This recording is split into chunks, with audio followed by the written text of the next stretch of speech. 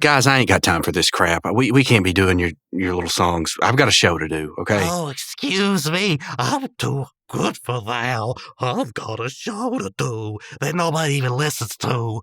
They listen to our show. We get calls, okay? Yeah, speaking of which, did you ever get that memo from my secretary? From that one gentleman that wanted you to call him back? What was his name? Hang on.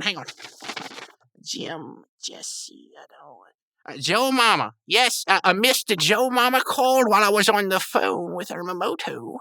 And he said he wanted to teach all of you something about outsourcing work and funneling the funds back in. I said, I'm not sure.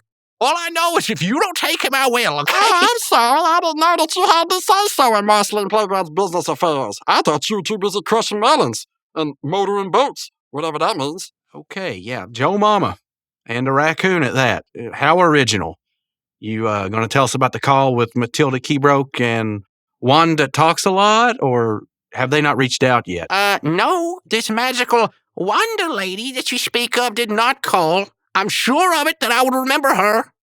She would have been very attracted to me. Hey, look, this is a good deal. All you gotta do is let us advertise after we do it. It's a great song, okay? Everything's gonna be okay. It'll bring real production value to your show, okay? So just pop it down there, Spiffy. No, you've given me... No, there's no reason why I should have to play this. What is the song? Okay, just tell me, what is the song? It's George Harrison, okay? It's one of the best No, it's the best George Harrison song, okay? So just give... So it's a cover? Yes, it's a cover. Yes, we cover all the bases. Okay. Oh, we cover all the bases, okay? Please don't Look, talk like that. Just go over to the control booth. I don't know how long 5 minutes is, but give us that and we'll be done. All right, let's hear it. Yep. Check in them out. We good? Check. All right, we're rolling. Yeah, we're good. Shut up. Let's Head do back our here. job.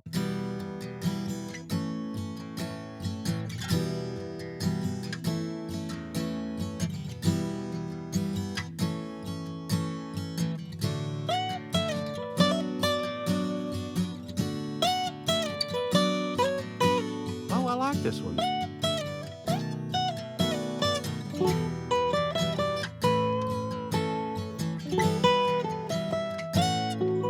I'd like to be a pirate, that's the law for me. All my friends are pirate friends, they sell the BBC. I got myself a Jolly Roger, sell it nice and fast. So get on that your scully crossbow, throw it up your mast. I'd like to be a starman. I do the tuck and roll. I roll right off a plate of spaghetti right onto the floor. And the other guy be really jealous of me. We got half-off chicken wings at Marceline's Playground this Monday evening. Oh, it's my turn. I just want to make burgers. No time, you okay. incessant fool. Move. Our song. Yeah, show me the booty. Got me like that's me. Half off. Gallagher, crushing melons. Yeah, the Marceline's Playground's better. Then go to Marceline's Playground.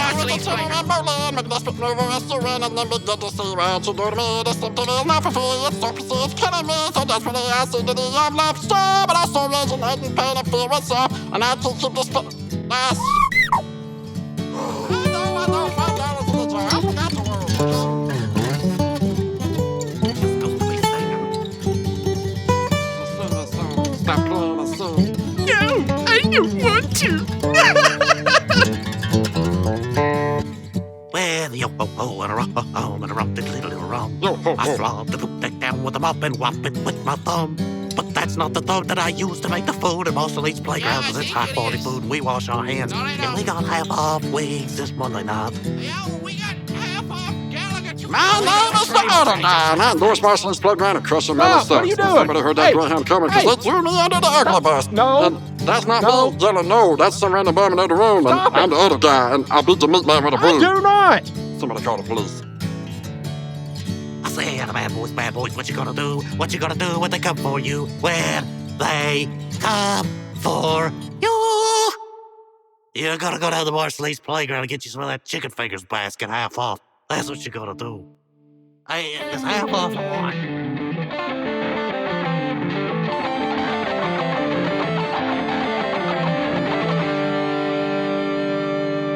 And we are live. Welcome, everyone, to the show that keeps giving you the things that you don't want to have in ways that you don't want to get them.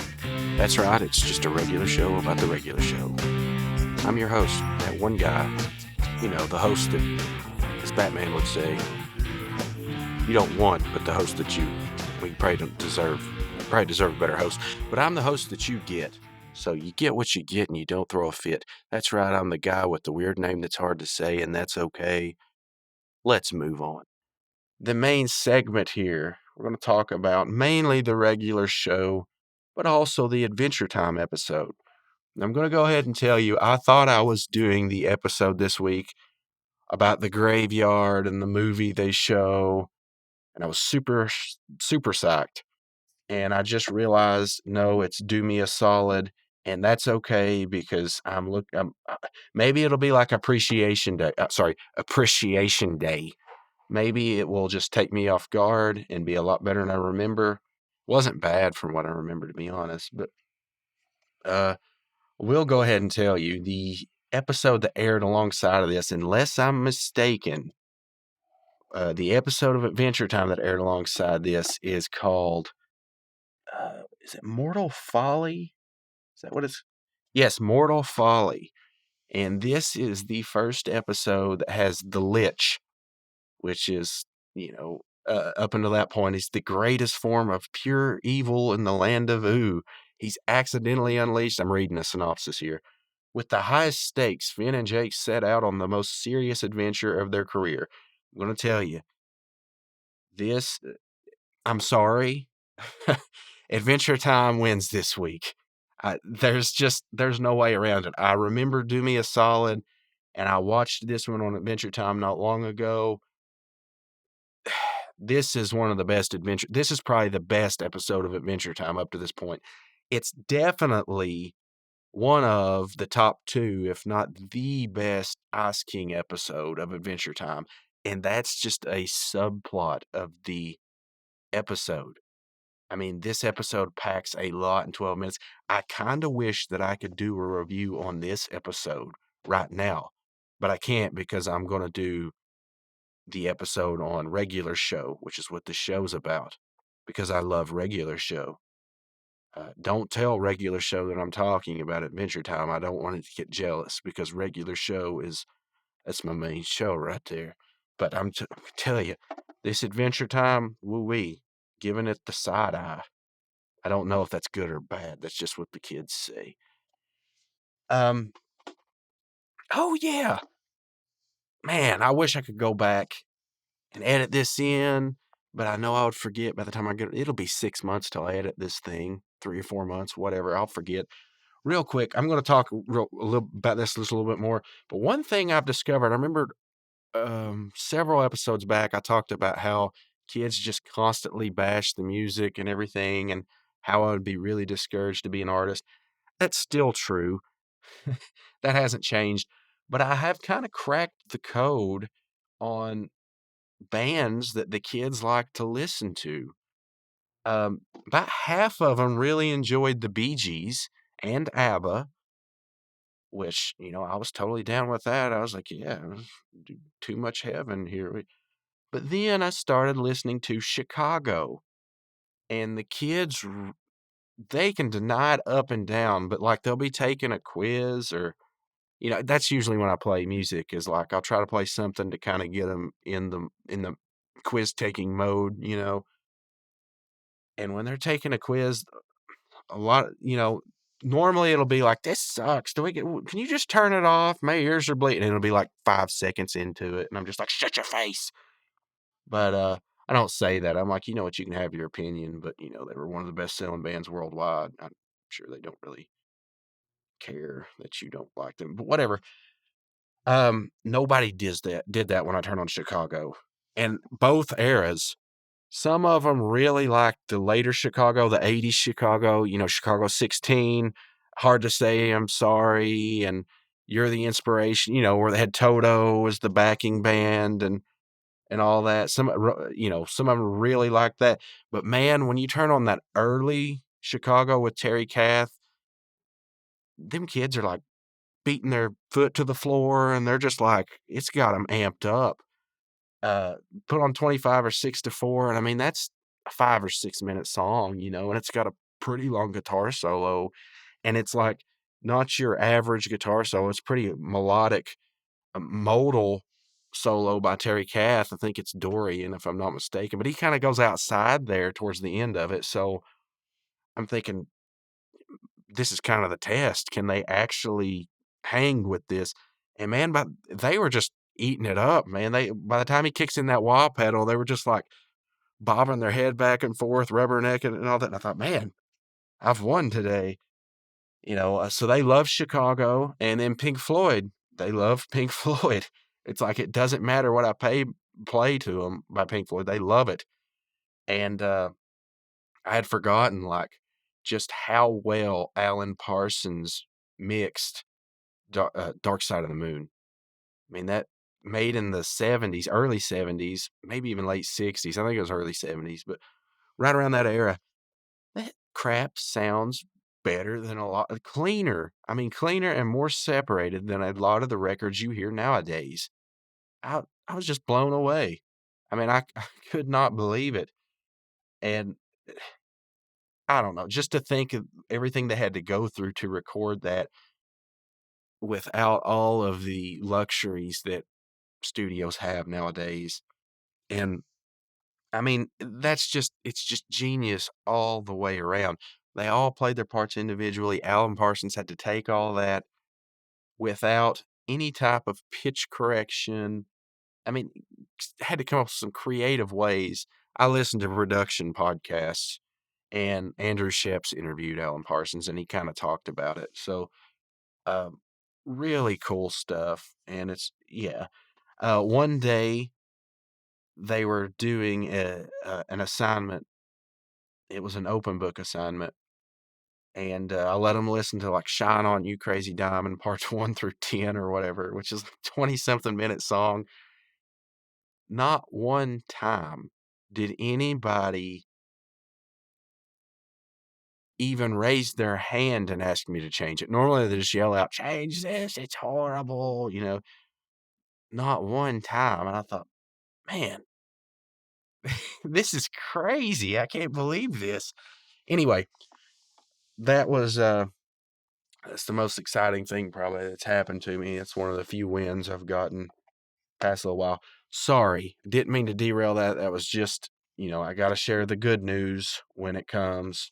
That's some good news. But this Mortal Folly episode, guys, if you don't watch Adventure Time, this is when Adventure Time starts getting good. I don't know why I said that like I did, but I did. This is when Adventure Time starts getting good. They give it an 8.8 out of 10. It's right around that area. It's almost an A. I mean, like, this is good stuff. So with that being said, and knowing, I don't even have to watch Do Me a Solid. I know that this episode of Adventure Time is going to win.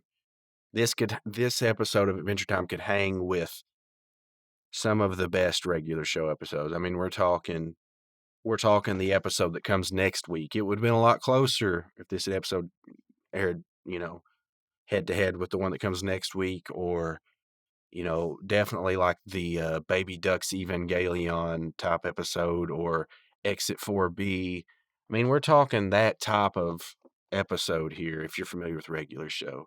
This is one of the landmark episodes of Adventure Time. It's definitely a good one. So let's go on to Do Me a Solid, though, because it's no slouch of an episode on regular show either. We're still talking about a good one here. So the synopsis, it's the 18th episode, season 2, 13th episode, 30th episode. Maybe I can't read. Overall of the regular show. It first aired on May 2nd, 2011. That's in the U.S. It aired October 5th, 2011 in the U.K. Credits, directed by Mike Roth, written and storyboarded by Kat Morris and Minty Lewis. Yes, the voice actress for Eileen. So Eileen is in this episode too. Can't forget Minty Lewis. She does a good job. Anyway, synopsis. Rigby uses his solids to ruin Mordecai's date with Margaret. So this is going to be a Margaret episode. When there's Margaret, a lot of times there's Eileen. Eileen's a great character. But yeah, Rigby uses his solids to ruin. When they say solids, do me a solid, man, and fetch me the whatever. So, with that in mind, we'll get into the voice credits and all that, and then we'll move on. So, we got J.G. Quintel as Mordecai, William Salyers as Rigby and Bellhop, Sam Marin as Pops Benson and Muscle Man. So, look, this is a stacked cast already. Mark Hamill as Skips and movie actor, Janie Haddad as Margaret, Minty Lewis as Eileen, and Carrie Walgreen as movie actress. So we have, like I said, a stacked cast, and it's I'm the more I remember about this episode, it is, I mean, it's a pretty good one. Just from reading the trivia through here, there is a joke early on that I'd forgotten about. I hadn't forgotten about it. I just didn't know it was on this episode. It's a pretty good one.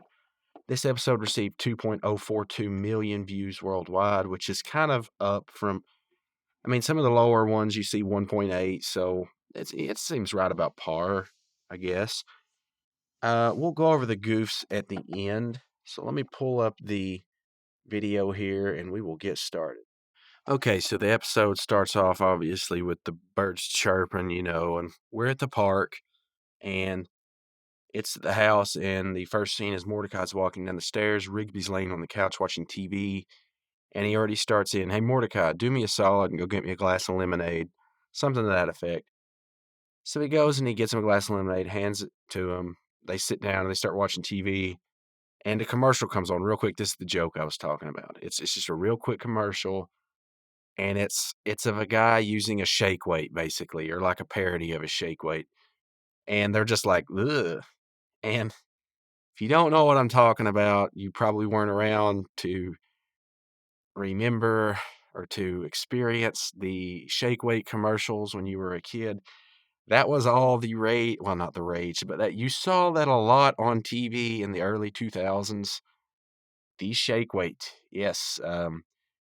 Just go watch them. If I have to tell you why that grosses them out, then we are probably going beyond the boundaries of the um, appropriateness of this podcast. Anyway, they're like, bleh. And and he says, "Do me a solid, pass me the rope so I can change the channel." And then Rigby says, in response, he says, "Do me a solid." Oh, he says, Mordecai says, "Do me a solid, change the channel." And Rigby says, "Do me a solid and pass me the remote so I don't have to get so close to the commercial."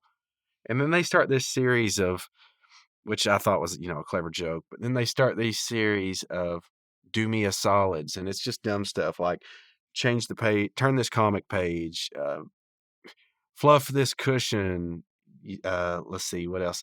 Write on this paper, just some just random junk, and fold these socks or whatever. Pair up these socks, cheese these nachos, and then the sequence stops, and Mordecai's got the the tub of cheese, and they're just pouring on the nachos, going, which I swear I think that's definitely a Beavis and Butthead type thing. I mean, it's definitely Mordecai and Rigby, but listen, Beavis and Butthead love nachos, and they're it's not the exact same chuckle, but there's so many episodes of Beavis and Butthead I've seen where they're just hanging around going, and Beavis is just going, and it's just like it'll be like a 15 to 20-second loop of that, and they're almost doing like the some animation, and some onlooker will be looking at them like, what a couple of idiots.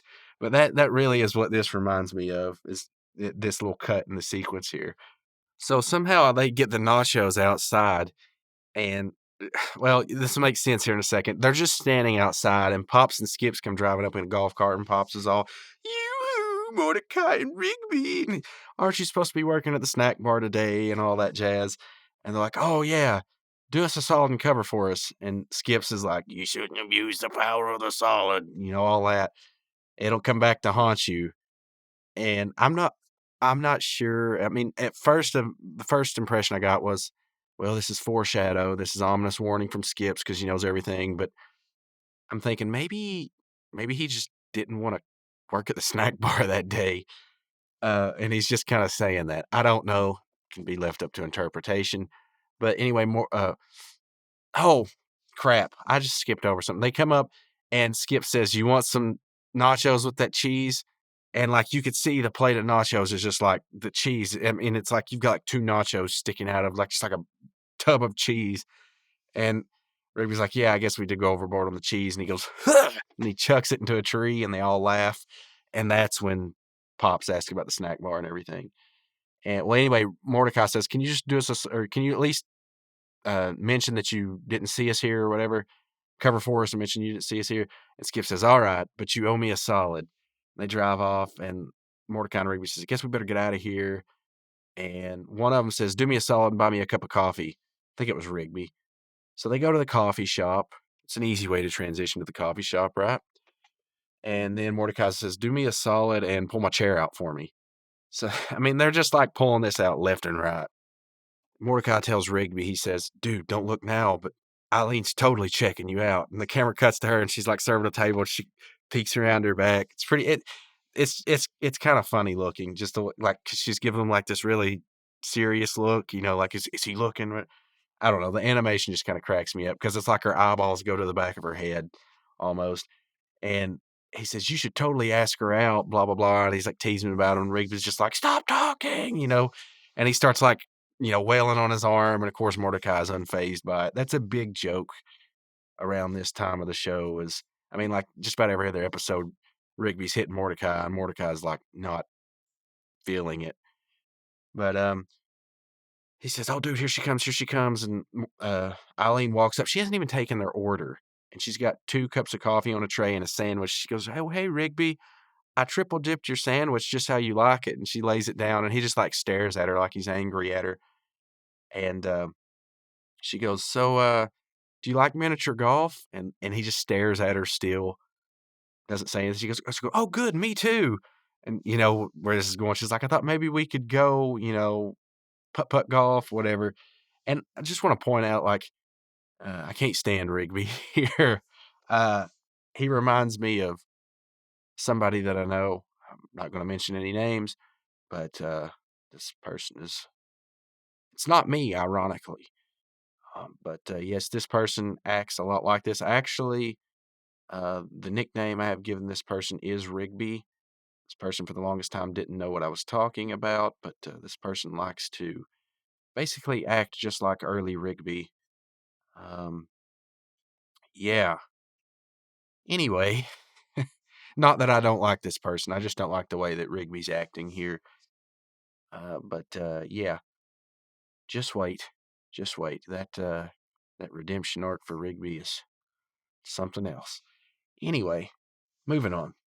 So Eileen says, "I just thought it would be, like a group thing, like you, me, Mordecai, and Margaret, and then Mordecai's eyes are like real big. He's not saying anything. He's just kind of stared straight ahead.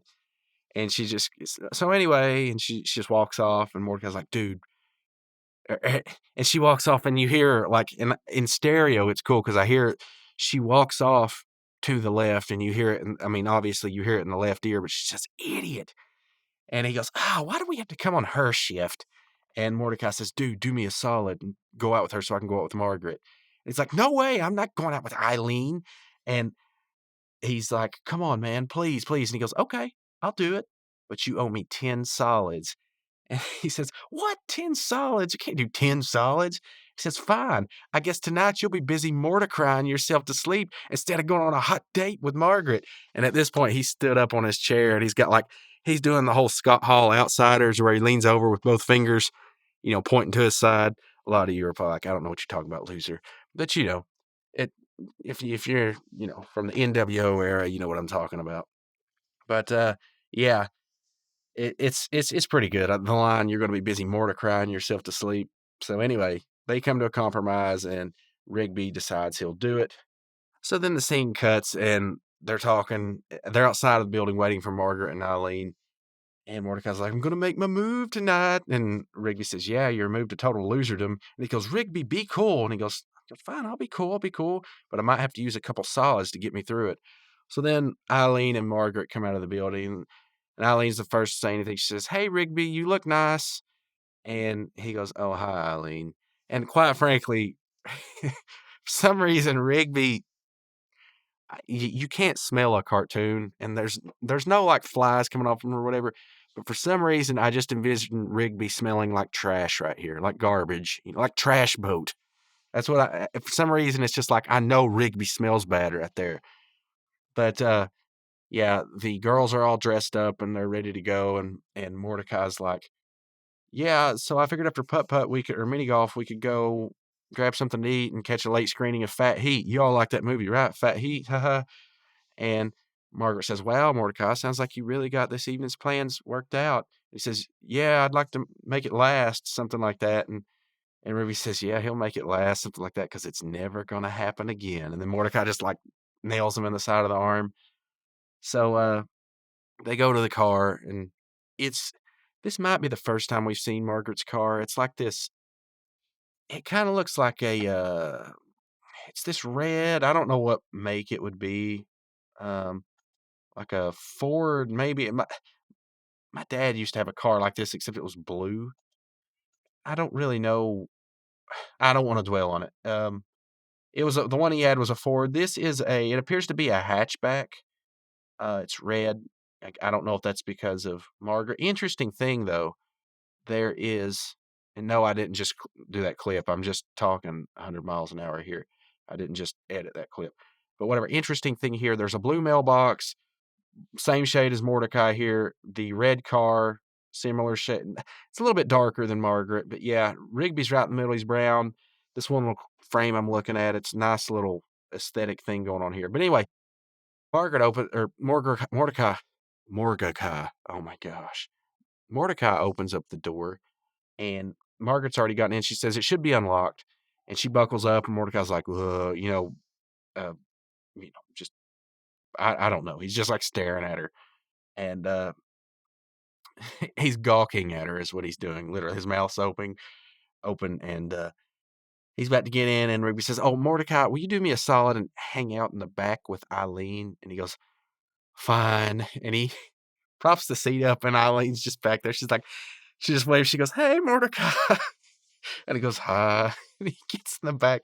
And it's like, here's the thing, like, everybody's giving Eileen crap, but she's like the most pleasant one out of them all. She kind of seems like the Velma Scooby-Doo type vibe. But I guess Mordecai isn't really upset at Eileen. He's not as mean to her as Rigby. Maybe he's not even mean. He's just frustrated because he wants to sit in the front seat next to Margaret. Eh, but Rigby's just a jerk. All right. So when they drive off, once again, excellent work by the audio crew. The car sound goes from left earphone to right earphone, headphone, whatever. I guess I'm a rube. I'm so easily impressed by these things that are okay. When I watched cartoons as a kid, it was always on a TV. I didn't watch them with headphones, so there was no stereo, this or that. It was like literally you're getting the sound coming out of the TV. This is like a whole new world listening on headphones. So maybe that's just standard for all cartoons. I don't know. But pretty cool. Anyway, they get to the miniature golf thing, and there's an excellent cap alert, except it's not the excellent cap. It's red and white, and there's no excellent on it. But, one of those caps that we see in just about every episode. It's on here. I need to really make like a stinger and be like, "Excellent cap," some junk like that. But, I don't. Anyway, they're all getting their putters, and Mordecai says, hey, Margaret, I'm a vampire, look, or something. He puts the little golf pencils with no erasers in his mouth. He says, "I want to suck your blood, so red and juicy." And she goes, "Stay back. I've got a putter and I'm not afraid to use it." And I guess Eileen tries her shot at it. She's already over the golf course. She goes, "Hey, Rigby, look."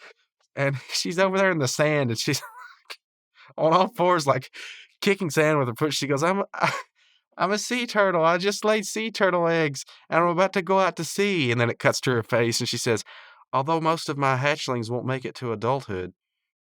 And then Rigby, this is a great line, voice acting liberty. He goes, "Let's just get this over with."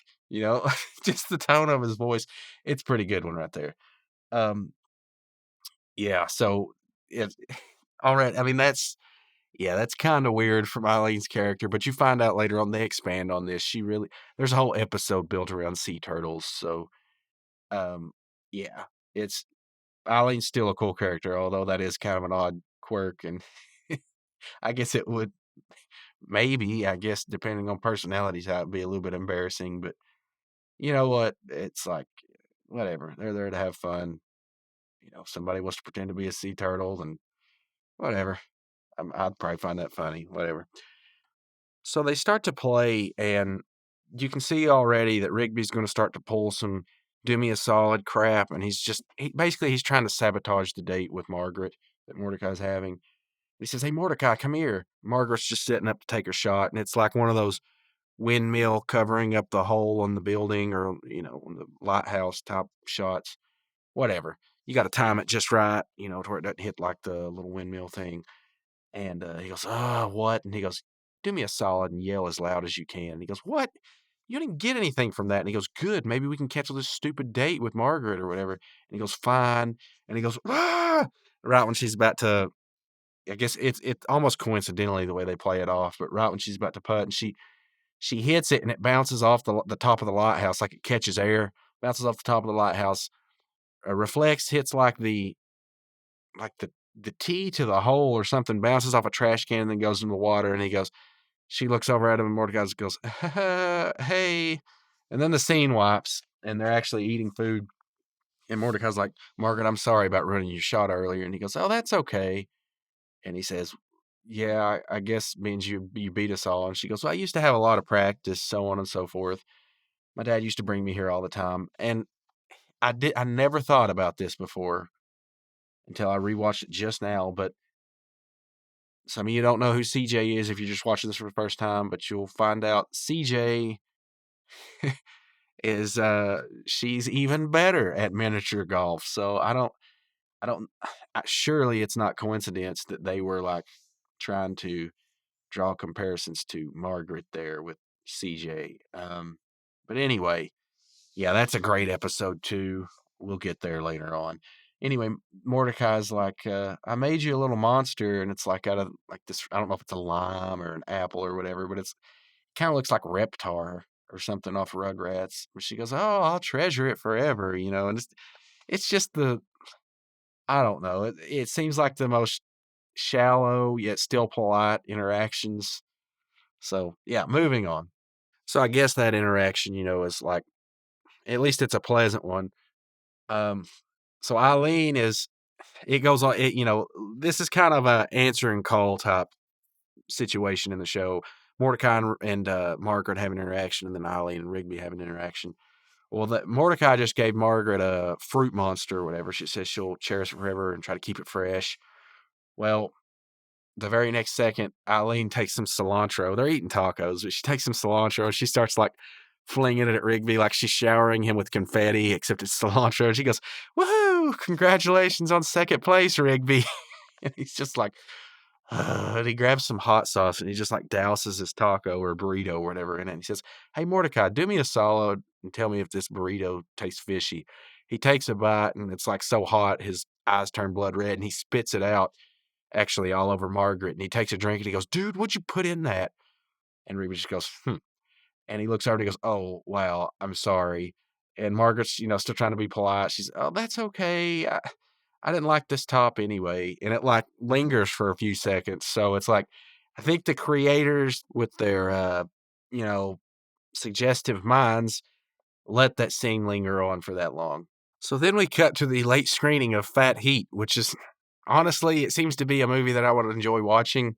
And it's it's kind of hard to pay attention to what's going on because the movie sounds so interesting. They do a good job detailing it in the background and everything. But on the screen, it's this husky guy in like a gray sweatshirt, and he's got like a red beard and this blonde lady riding on the back with him. And they're on a motorcycle. And then they get to a hotel room, and it's Mark Hamill. One of the guys plays the bellhop. It's Salyers, I believe. I believe it's William Salyers plays the bellhop, and he's delivering a pretty good performance. And then Mark Hamill, he's like definitely like hamming it up. Uh, they're just talking about all kinds of crazy stuff, and then something about the reactor is gonna like blow, and Mark Hamill's like, "We've tried everything," and it's just I don't know. Listening to that was actually, I mean, it was just as fun as watching this scene. But that's one of the cool things about this show and some other shows that I like is there's things that go on simultaneously that um, really it makes you want to go back and rewatch it again. Aqua Teen does that a lot too. This is just an excellent example of that type of production and humor. But anyway, more Rigby's going a lot through like all these do me a solid bull crap, blah blah blah, a bunch of BS bologna sandwich is what it is. But he's like, hey, Mordecai, do me a solid and give me some popcorn. I don't have any money. And then he points over at Martin and he goes, and Mordecai's like, Margaret, can I borrow $5? And you could tell she's kind of getting annoyed. She's like, sure, Mordecai. And she digs for the purse and he goes, thank you. And Ruby says, do me a solid and go get it. So then Mordecai gets up and I think at least he asked for a solid there. I don't know. Mordecai gets up to go get it and he comes back and the movie's still playing, which is cool. Like the plot of the movie's progressing. Mordecai comes back and he tries to walk in and like his hind end's right in Margaret's face and she's trying to cover up her face because, Mordecai's not wearing any pants. It's just, I don't know what the deal. It's weird because Margaret's wearing clothes. Mordecai's not. They're both birds. Maybe it's just something like cardinals have to wear clothes and blue jays don't because blue jays are, I guess, known to be rascals. I don't know. Maybe it's just because Mordecai's so immature at this point. Anyway, but that's the thing, he wears clothes when he's in high school, we find out later on. I don't know. It kind of drives me crazy thinking about it. Like, just what is the chronological, what's the reasoning behind this? Anyway, uh, so Rigby's like, okay, do me a solid and go get some butter. So he gets back up and he goes and gets butter and he comes back and he hands it to him.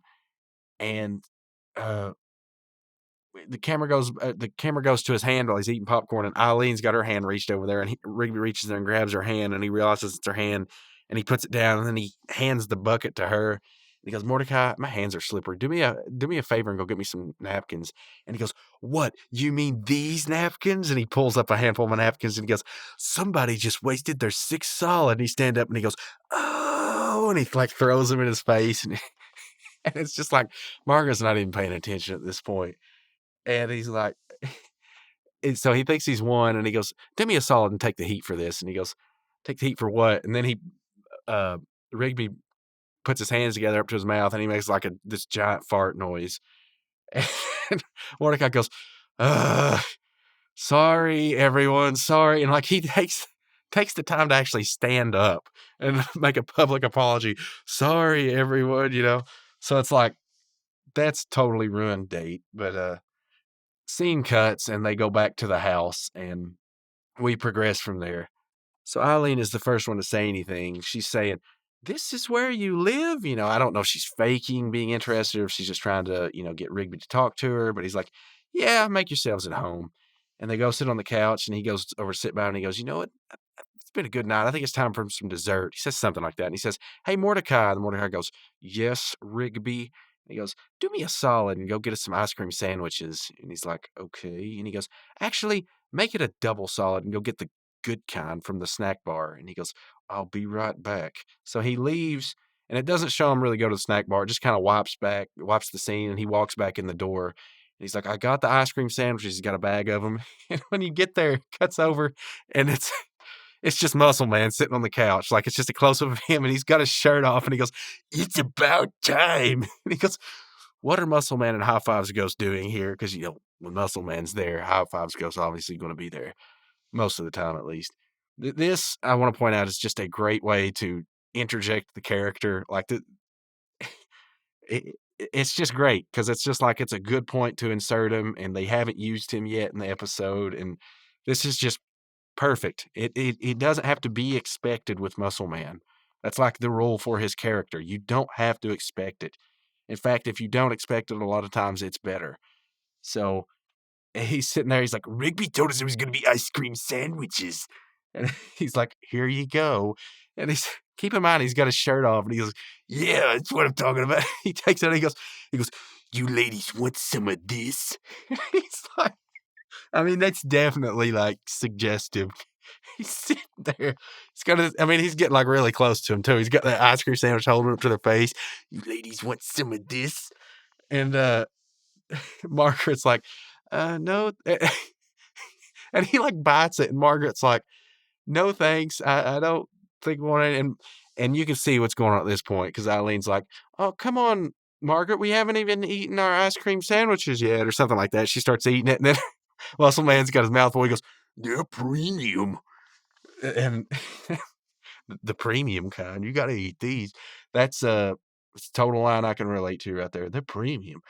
But yeah, so like you can kind of tell what's happened at this point, like why the date had happened and the reasoning behind it.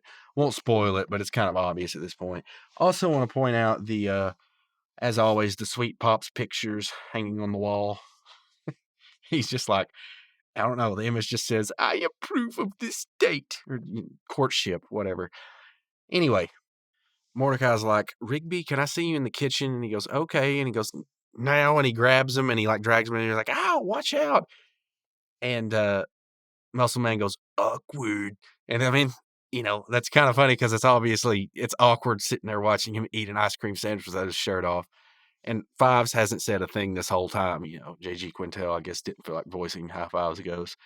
I figured he would like giggled or something, but whatever. They get in the kitchen and he's like, dude, why are you using all my solids to ruin my date? And he goes, why'd you use your solid to ruin my life? That's what Rigby says. And then Muscle Man, you hear him in the other room, hey, ladies, watch what else I could do with my ice cream sandwich. Margaret's like, Mordecai, I think I'm going to leave soon. And he goes, fine. They been in an argument, and Rigby was like, that's not something you should say with the guy that's got one solid left. And eventually Mordecai's like, fine, just use it. Get this over with. I don't want Margaret to leave.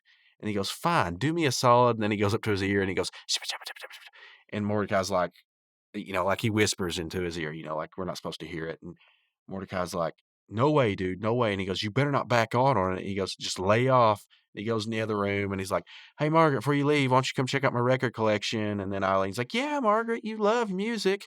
I'll stay down here with Rigby. And she's like, fine. And she starts to go upstairs and Rigby comes walking in. He's like, you better do it. And he's like, lay off, Rigby. And he goes, just ignore him. He says, you better not back out on it. Something like that. And as soon as Mordecai puts a foot on the step to go upstairs, like the regular show turns into the regular show and the surrealism starts and the floor cracks like a crevice opens up in the floor and like a fault line or something. And, the ground starts splitting open and things start shaking. And there were hints at this earlier when, like he said, I'm not doing this solid. The house started rumbling and all that jazz. So the stairs start breaking and the floor starts cracking open and like there's lava beneath them. And Eileen and Muscle Man jump off the couch on opposite ends trying to like grab onto the floor and stay alive. And Eileen's like on this little island of land about to fall off in the lava. And the only thing freaking Rigby could do is walk in and say, you'd better do it, And just like, what the crap, dude? You are such a jerk. But, and he's like, no, I'm not doing it. And I'm not doing it. And then Skips and Pops and Benson come in. Benson's like, what are you doing? And, which is pretty much like the only Benson line in the episode, I believe. But, you had to get him on the pay stub here. Got to get him on the card, get him some cash. But anyway, Skips comes in. He's like, I told you not to abuse the power of a solid. And he's like, it's not me, it's Rigby. And he's like, well, what did he ask you to do? And he's like, he asked me to. And Skip says, whoa, really? Wow. And he goes, and Rigby says, but he's got to do it. It's a solid. And Skip says, look, just do us a solid and do your solid. And he's like, I can't do it. It's too embarrassing. You'll never respect me again. And Margaret's like, not if you're just doing a solid. That's what friends do. They come through for other friends when they need them. And, this emotional music's playing in the background. And he's like, wow, I guess I never thought of it that way. And then it cuts over to Eileen. She's like, yeah, Margaret and I do solids for each other all the time. And then Margaret goes, yeah, like tonight I broke a date just so Eileen could go on a date with Rigby. And that's when it kind of hits. And Mordecai's like, you're only going out on a date with, he's like, you only came so Eileen could go on a date with Rigby. And like, it's like, dang, man. Hits kind of hard. Rejection City. Population Mordecai. Anyway. he walks over there and he starts to do his solid, and I still don't know what this is. I'm assuming it has something to do with defecation or something. I don't know. But he squats down and he starts to make like a truck noise. He's going, wee-oo, wee-oo, honk, honk, honk, honk. And it doesn't show anything, but they're all going, ah, whoa, whoa. You know, like they're grossed out by it. And Rigby pulls out a camcorder and he starts videotaping it. So then the scene cuts. The living room's back in order. I guess everything got rearranged because he did this. Mordecai did the solid, and they're watching a tape. And there's a little bit of a pitch difference there. J.G. Quintel's voice gets a little bit lower, it seems like. But Mordecai walks in. He's like, "Oh, what are you watching?" He's like, Rigby says, "This is a new version that I edited. Check it out." And Mordecai's like, "No, whatever. You know what? Have fun with your dumb little tape. I'm through with you. You're a jerk. I'm going to the arcade." And Rigby says, "Oh, Mordecai, wait." He says, "What?" And at this point, if you look on the VCR, you can see 4:20 p.m. is the time. But, yeah. Eh, but he's like, "I almost forgot that solid I owe you." And he says, "What solid? What are you talking about?" He goes, "That one where you asked me to destroy the tape." And he says, "What?" And then he reaches to get the tape. And the cool thing is the 420, when he reaches down there, his hand goes behind the animation, the 420 screens. Like there's the little LCD screen or whatever the crap it is, the green 420 PM. His arm goes behind that. It's like a glitch in the animation or an error, whatever. Not a glitch, but you know what I mean. It's like a production error. It's kind of cool, though. He reaches in and he gets the tape and he smashes it. He goes, "I hope you're not mad at me." And the muscle man's like, "Oh, what?" And he goes, "It was a solid." And Pops is like, "Oh, well, I guess that's how it goes," or something. And of course, Fives doesn't say anything. He's just kind of frowning.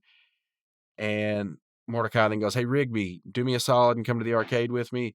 And that's where it ends. So, yeah, I mean, that's the episode. Now, that being said, the Adventure Time episode would still win out. But this episode actually did have a lot of things that I had forgotten about in it. This is a good episode. It's not the best episode, but they did a lot of things right. They got most of the cast on here, even if it was just for like a scene or two. That's fine.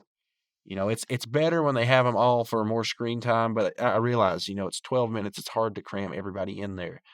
But everybody kind of got a moment. Benson, not so much. Definitely got some Muscle Man moments. Skips kind of got a little bit. Pops, he's in there, But we definitely got some good use of Muscle Man. He's definitely not the main character, but like when he's in there, it really counts. Eileen really kind of shines in this episode.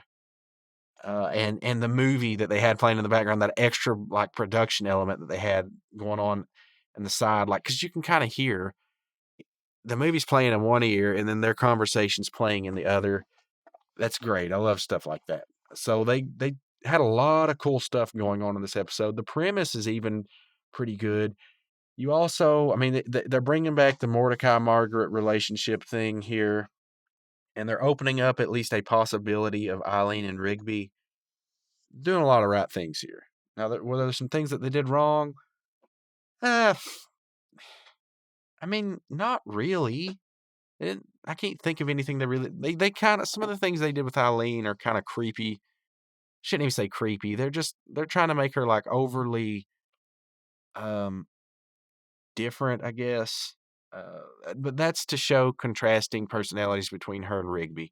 Rigby at this point is a complete anus hat in every sense of the word. Like I said, it just looks like he smells bad. It's just his personality. That's what it is. You can smell his personality through the screen. And he, there's some dynamics to Rigsby's character. I've said it before. You have to stick around to see just what it is. It gradually changes over the course of the show. But yeah, like they kind of open up the door for Mordecai and Margaret, then they kind of shut it again. So we'll see how that goes. But yeah, overall, I really liked this episode. I'd give it a 7.5 out of 10. I mean, I think my scale is a little bit skewed here because, like, I'm really reserving those 9.5s, and 10s for things that are like S tier. It's like we skip, I don't know. It's like those top episodes are so good And then everything behind it, it's like there's a decent little margin between like your 10 and your 9 or your 8.5. So I think my scale, maybe it's more like a logarithmic or exponential scale. Not sure. It's definitely not linear. But yeah, this one's 7.5 out of 10, I think. It's pretty good overall. I mean, I definitely enjoyed rewatching it, so um I don't think it would like turn off any viewers. You know what I mean? Like there's some episodes like I would never suggest that somebody watch Meet Your Maker as their first episode. This one I may not suggest as the first episode just because you kind of need to know the characters a little bit to know what's going on. Although I could think of worse episodes than this one to be a first episode to watch, you know. So, um, let's look at some of the goofs here.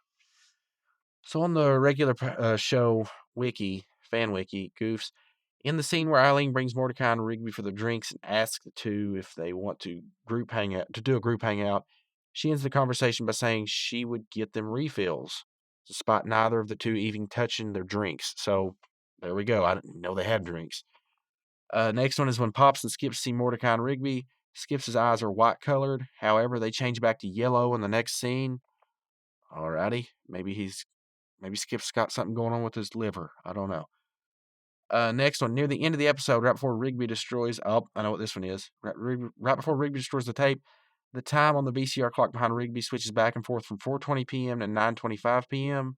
When Rigby reaches toward the VCR to retrieve the tape, his arm can be seen clipping through the VCR's time layer. That's what I was trying to say. Sorry. So yeah, great little episode, and I'm happy that I rewatched it. I'm happy this one came along this week. You know, um, one cool thing I failed to mention the putt putt golf course, and this I don't think this is the last time this is going to come up, but the putt putt golf course, you know, it's called Golf Fantasy. So you've got these certain locations that kind of repop up in the series. The another one is the bowling alley. It's called Stardust Lanes, I believe. And then you've got Cheezers, which is like the local restaurant. It comes up a few times, which is apparently right across the street from the International Space Station Center or whatever, NASA. I don't know. We've already covered that episode, I believe. Somebody did. Wasn't me, but oh yeah. Um, so that's it for this episode. There was one thing I wanted to mention. Rest in peace, Carl Weathers. He plays the lowercase g god of basketball, the deity of basketball in this series. We haven't gotten to that episode yet, but it's a good episode. Carl Weathers, great voice actor, great actor. A lot of you know him as Apollo Creed. It's been a week or two since he's passed, but I would have loved to have seen them use him in a miniature golf type of the the episode that I mentioned earlier with CJ, and I don't think it's giving away too much. Her dad's name is Carl Putter, and it's the same guy. I think it's Christopher McDonald. Is that his name? He plays Shooter McGavin on Happy Gilmore, which is so fantastic. I would have loved it if they would have had Carl Weathers be a voice actor for some other like sage character, you know, for putt putt golf. That would have been that's the only thing that could have made that episode better. But they did get Carl Weathers for the basketball character, and he makes a repeat appearance in this series, 2 or 3, if I'm not mistaken. I know at least 2. So yeah, loved Carl Weathers. Great job with the choreography on Rocky. I mean, it goes without me saying, obviously, that just did a great job with that role. Got in really good shape for that. He's in Predator. And he's in a lot of stuff. Happy Gilmore, obviously. I mean, so he was funny. He was an action star. The dude was great. Will be sorely missed. Rest in peace, Mr. Weathers. Would have been great to have him for a couple more regular show episodes. But yeah, I guess moving on from that, we've got, I guess the next episode I'm covering is the one that I thought I was going to do today. I want to see what that is called. Can't ever remember the name of that episode. Grave Sites. Yeah, Grave Sites. That's a good one. I predict that it'll be better than this episode. I don't know what episode it's going up against in Adventure Time, But I believe after the Mortal Folly episode. Oh, wait. Yes, I do. The episode it's going up against is the one where Princess Bubblegum is like, she's got like an exorcist type possession thing going on from the repercussions of this Mortal Folly episode. So, and it's a really good one too. I was going to say it's kind of like a roller coaster ride where this episode's a high point, next one's a low point. It's not. The next one's a good episode too. So it's going to be really close next week between the regular show and Adventure Time. I'll try to go back and watch both of those again. I watched the Adventure Time and then watch the regular show here on this show. Um, it would be cool if, which I know it's going to be months in. Maybe I'll put out something on like, I don't know, the Discord that nobody is on. Maybe on some of the Discords that some of the people tune into, like the Talking Snicked or the Turtles Forever, or maybe some of you even saw this show um, on the Dancing is Forbidden Discord. I didn't know there was a Discord for that, which is really cool. I love that show because I love Aqua Teen, and very thankful that Ronnie has not like stopped me from posting my show on the self-promotion page. I don't know if that's allowed or not, but it's super cool that he hasn't like taken my stuff down yet. So thank you, sir, if you're listening, which I highly doubt you are. But if anybody wants to point him to this show, shout out Ronnie Neely. I enjoy the work you're putting out. Please keep it up. And man, it would be cool if I could get some interviews with people like he does. He gets like some of the best. I mean, they're Aqua Teen people, but like he gets everybody from that show. He got Bob Pettit, he got the creator, Dave Willis, and he got Mike Malero. I think the only person he hasn't gotten, and I could be wrong, but Dana Snyder. And he may have gotten Dana Snyder. But I mean, like, he's gotten all the big actors on there and all the big production people there. Uh, Nick, what's his name? I can't remember. He's gotten like everybody. It would be cool to be able to get some people from regular show onto the show. Maybe I should reach out and they'll be like, to where I could get rejected like Mordecai gets rejected. I'll be like, I ain't wasting my time with somebody that's got 5 listeners. Uh, I swear, even if I could get the Aqua Teen, some of y'all, I don't know, some of y'all may like see a show put out one day and it's like interview with Carrie Means or interview with Dave Willis from Aqua Teen. You'll be like, what the crap? This is a regular show podcast. Well, sorry, humor me. If I can get an interview with Dave Willis, I'm taking it because I've wanted to talk to that guy since I've watched Aqua Teen. And I mean, all of them. That's such a cool crew that yeah. If nothing, oh my gosh, if I could get an interview with Tom Kenny, whew. Now, here's the cool thing. I've mentioned this before. I did get to do an interview with Pat Fraley, who is like one of my top 10 I mean, like he's top 5 easily voice actors, probably the most versatile voice actor. I mean, he's him and Tom Kenny. They're like my tops. They're the tippy top guys. I know you got guys that are probably more important, like Mel Blanc, who is obviously I can't get an interview from him unless it's AI. And you got other guys that do more iconic roles, Optimus Prime, Winnie the Pooh, all that. But dude, in my opinion, Tom Kenny might be the great. There's no might to it. Like I think he's the greatest voice actor of all time because his roles are just iconic, and it's just not just because they're well written roles. He infuses life into those characters. Pat Fraley was the same way. Well, the Aqua Teen cast, oh my gosh, they do the same for their show. I mean, I'm rambling. I'm sorry. I would love to get interviews. Probably never will. I'm just wasting your time now. I appreciate you all listening. Thank you for the likes and the reviews. The other day, I actually got somebody to answer a Q&A for, it'll be a while since you see this, but somebody by the name of Chuck said, awesome show. And I made a point to mention that. Thank you, Chuck. And just saying that, I realized that's probably my father. Anyway, thank you, Chuck. Wow, that's sad. Jeez. I really thought that somebody named. Okay. Whatever. Thanks, Dad. Jeez. Okay. If you would leave a like and a review, whatever it is that you cool kids do over there in New Jack Swingtown to make the algorithms go pal. Whatever it is, shares, likes, reviews, they all help the show grow. I appreciate it so much. Sorry, excuse me for the second time, whatever. I appreciate it so much.